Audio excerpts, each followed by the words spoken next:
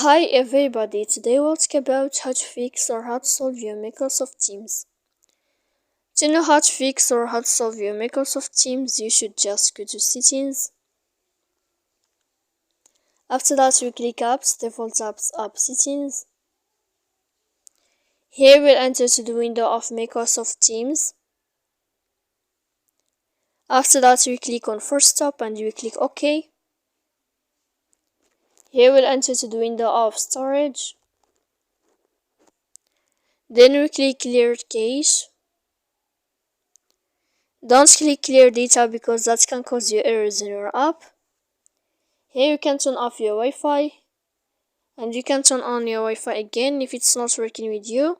You can go to Play Store, you can uninstall your app and you can uninstall it again.